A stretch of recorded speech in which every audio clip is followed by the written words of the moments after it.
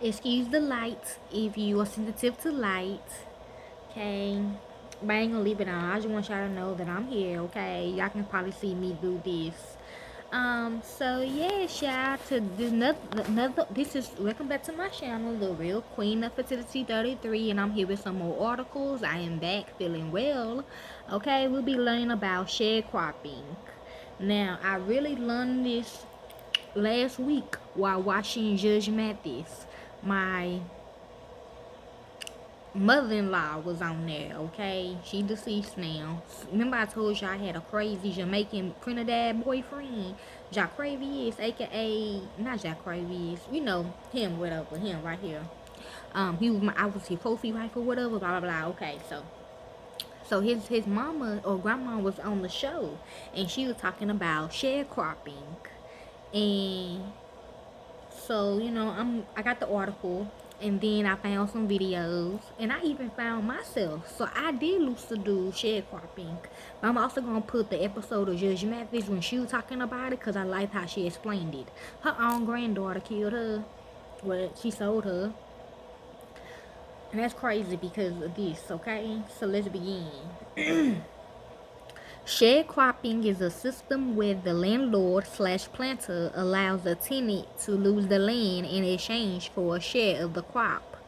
This encouraged tenants to work to produce the biggest harvest that they could, and ensured that they would remain tied to the land and unlikely to leave for other opportunities. Okay, there's more to this though, I heard, so it will all come to y'all. So let's go to the article. They said sharecropping is another name for slavery. Okay, which it is. You can either get $1 or $2. I watched my old interview when they were talking to me about it, and um, for you to live on a plantation is 85 cents. Okay, I made $1 that day in that interview. When I worked from the morning, I worked for like 12 hours and I only got $1. Like, what the fuck? And I said $2 would actually buy food. And I had 14 kids at the time. Okay, so yeah. Okay, let's begin. Sharecropping. After the Civil War, former slaves sought jobs and planters sought laborers. The absence of cash or independent credit system led to the creation of sharecropping. Sharecropping is a system where the landlord/planter allowed a tenant to lose the land in exchange for a share of the crop.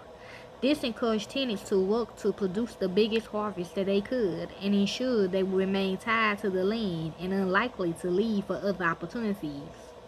In the South, after the Civil War, many black families rented land from white owners and raised cash crops such as cotton, tobacco, and rice. In many cases, the landlords or nearby merchants would lease equipment to the renters and offer seed, fertilizer, food, and other items on credit until the harvest season. At that time, the tenant and landlord or merchant would settle up, figuring out who owed whom and how much. High interest rates, unpredictable harvests, and unscrupulous landlords and merchants often kept tenants, farm families severely indebted, requiring the debt to be carried over until the next year or the next. I also heard this is where they get slum landlords from. This is basically what this is. So if y'all do watch the Judge show, it might be talking about this instead of an actual apartment that they are renting in. Because I know some of them be getting hijacked for their apartment and house. Okay? Laws favoring landowners made it difficult or even illegal for sharecroppers.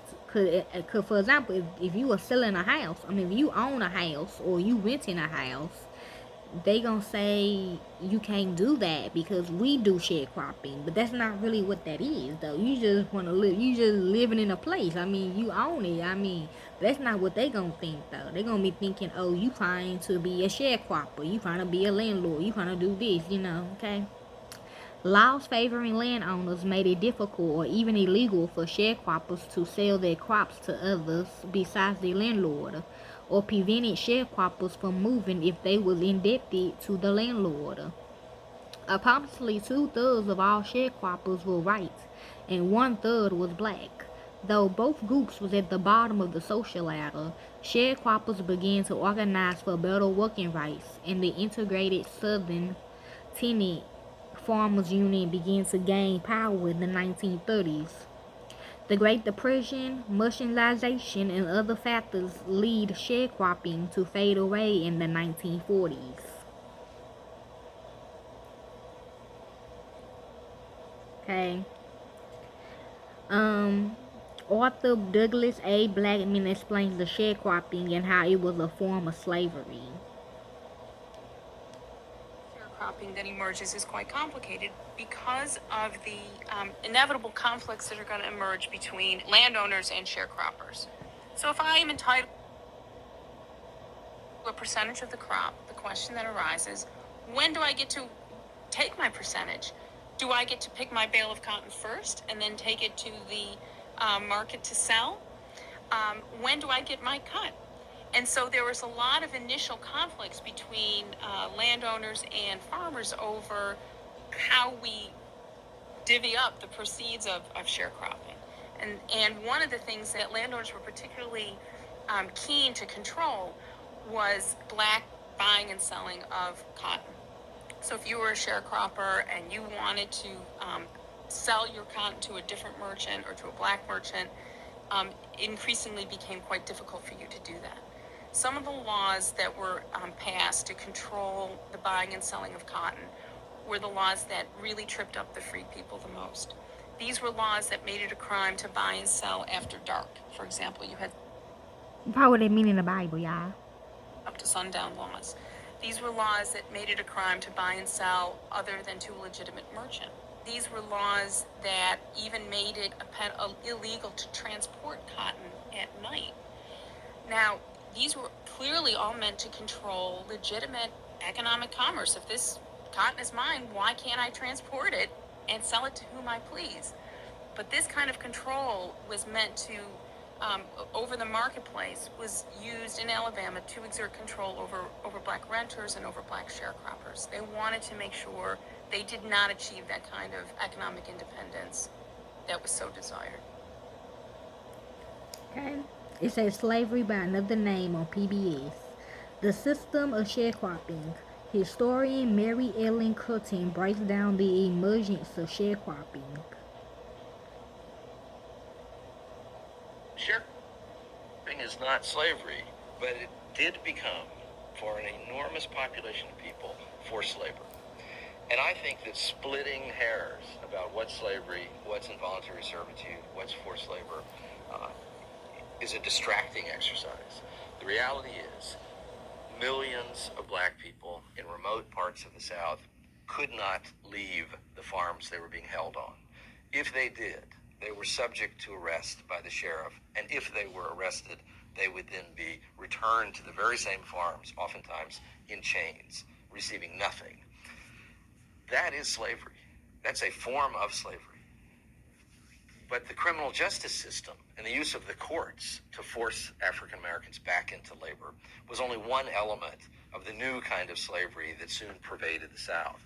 Sharecropping began, for instance, as Oh, my bad. It goes in the article, y'all. form of free labor in which a farmer would go to work, would work a portion of the land owned by another man in return for a share of the crop. But the laws that were being passed by the South and the threat of being arrested and forced into a much more terrible kind of penalty in a coal mine or on a prison farm somewhere, the threat of having that happen to any African-American man meant that he could not defy the wishes of the white landowner where he was working. Again and again, for millions of African-Americans working as sharecroppers, they and their families were as effectively held and immobilized on those farms in the 1890s and into the 1900s as their grandparents had been held as slaves in the same places before the Civil War. Almost all sharecroppers were never able to pay back the debts to the landowners on whose land they worked. They effectively were peons, even though they were not called that at the time. Okay. Reflections of sharecropping. U.W. Clemens talked about his grandparents and parents and their lives of sharecropping. The law of sharecropping emerges over time. Okay. So you don't have sharecropping in 1865 or 1866. It takes time for that system to emerge. What you have is a lot of uncertainty, people being promised wages and not being paid, or people saying, we'll work, we'll try and keep on as we did, and some kind of informal arrangement. It takes time for Yeah, that below minimum wage, y'all. $1? And it's happening now, too. the law of sharecropping to emerge. And it emerges because landowners don't have money to pay, and the free people have no land of their own. They don't have the basis for that independence because promises made during the Civil War about land or cheap land being available to the free people were not kept. The Freedmen's Bureau is the Freedmen's Bureau of Refugees and Abandoned Lands. Many had hoped that some of those abandoned lands, these were lands that had been confiscated during the war, would be sold very cheaply or perhaps given the whole idea of 40 acres and a mule to the free people.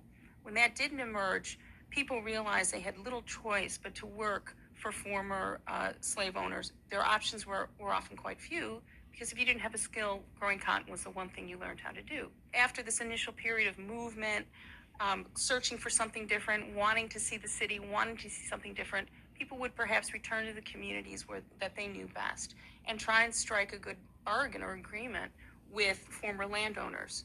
So landowners who don't have money, free people who need to survive, come up really with this bargain called sharecropping. A sharecropper will agree to work Talking about them, y'all. The one who be breaking into your house to take it and stuff. You know what I mean? You go with this, too, though. But that we're talking about. They free now. You know what I'm saying? for a percentage of the proceeds of the cotton, of the sale of the cotton crop. And so you're not paid, you're not a wage worker, you're not paid wages, and you don't own the land, but you're allowed to live there and work the crop, and then you get a proceed once that crop is sold. Okay, y'all. They got a movie. It's called Slavery by Another Name, y'all. Okay. My job said they gonna watch it, so yes. Hopefully y'all enjoy this. Our hearing it will come to y'all more, okay? Enjoy.